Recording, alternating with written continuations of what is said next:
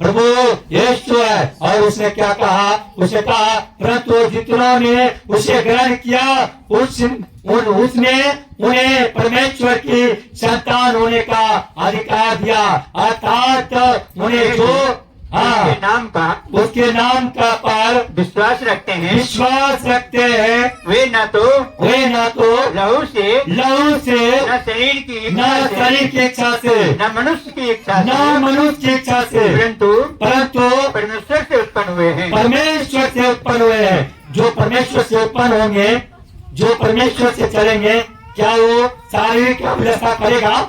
क्या शारीरिक अभिलाषा में चलेगा? नहीं। क्या शारीरिक अभिलाषा में बना रहेगा? नहीं। वो कहेगा मुझे गुटखा खाना है, वो मधु खाना है, मुझे नशा करना है, वो कहेगा? नहीं, कभी कहेगा? कभी नहीं। और मेरा मुकेश भाई कहता मैं तो मसीह तो हूँ, लेकिन वो क्या करते हैं, गुटखा भी खाते हैं और नशा भी करते हैं।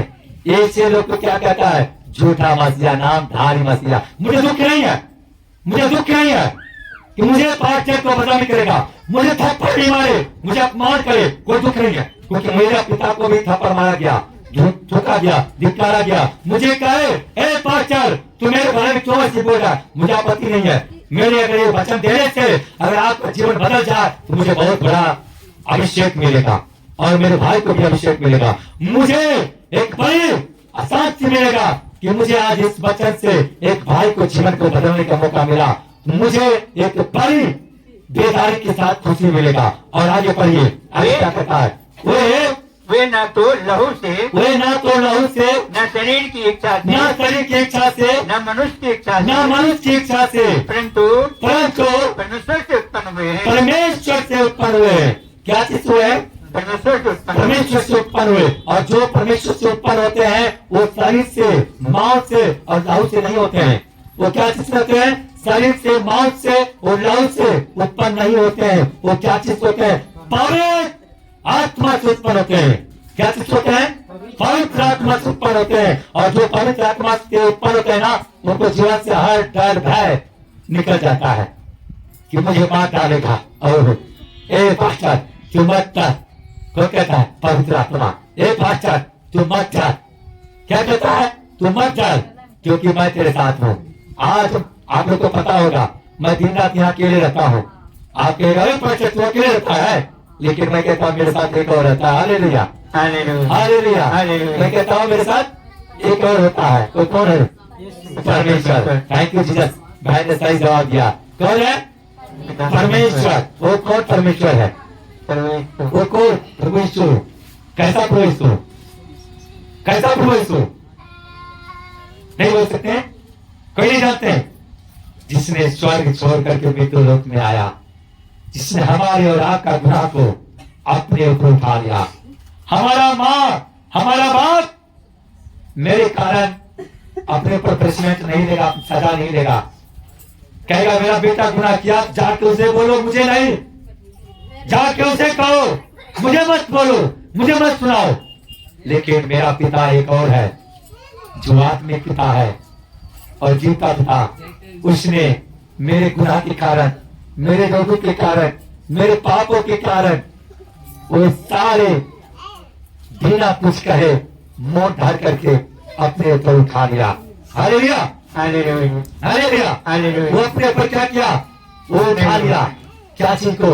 हमारे और आपका दुख और तकलीफ को क्या किया? हमारे और दुख और तकलीफ को उसने क्या किया? उठा लिया। और उनको और हमारे दुख तकलीफ को उठाने से, वो हमारे और आपका दुख तकलीफ को उठाने से क्या हुआ? हम और आप उनको ऊपर विश्वास करने से उद्धार पाए। हम और आप उनको ऊपर विश्वास करने से क्या किए? उद्धार पाए। क्या पाए? क्या पाए? क्या पाए? क्या पाए? क्या आप लोग लगे पाए? नहीं पाए तो जोर से बोल रहा है, क्या पाए है? क्यों पाए? क्यों? क्योंकि हमारे और आपका गुनाह वो अपने पर उठा लिया। वो क्या किया? अपने पर उठा लिया। क्या हमारा माँ बाप अपने को उठाता है? उठाता है? मेरे देवेंद्र भाई निष्पक्ष है। क्या है? निष्पक्ष है। मैं आपको कैमरा दिखाते हैं लाइव, आप देखिए, गर्व होगा आपको।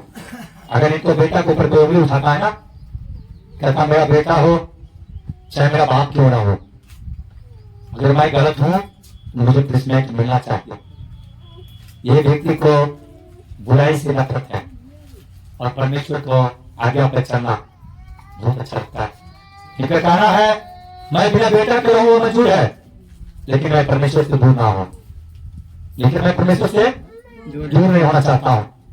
इनको कोई शिकायत करना आता है तो कहता है जो दंड के योग्य है उसे दंड मिलना ही चाहिए, लेकिन मेरे बेटा को दंड कोई और नहीं, मैं अपने हाथ से स्वयं को दूंगा ताकि मुझे भी सुकून मिलेगा कि मैं ऐसे नालायक बेटा को अपने परवरिश क्यों नहीं दिया। मेरा परवरिश में क्या कमी रह गया।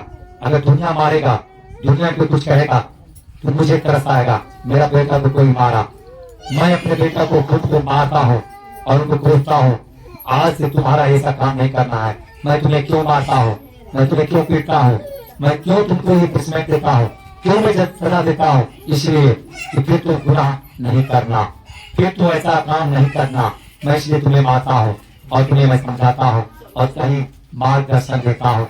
100 में एक ही पिता ऐसा होता है कि अपने पिता अपने बच्चों के सही मार्गदर्शन करता है, नहीं तो पिता ने क्या करता है, अपने बेटा को पक्ष लेकर के बेटा को और बिगाड़ देता है और उनका पक्ष लेकर के और वाद विवाद करता है। लेकिन देवेंद्र भाई ने अपने बेटा को नहीं छोड़ता है और उनको सही मार्गदर्शन करता है और उनको मार्गदर्शन करके उनको मार्ग पर चलाता है और उनको कहता है अगर जो परमेश्वर के विरोध चलता है तो जिसे परमेश्वर दंड देता है तो मेरा दंड से बड़ा मेरा परमेश्वर का दंड है।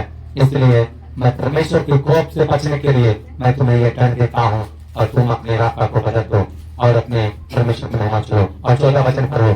14 वचन में कहता है और वचन देधारी हुआ, वचन देधारी हुआ और अनुग्रह और सच्चाई से परिपूर्ण होकर हमारे बीच में डेरा किया और हमने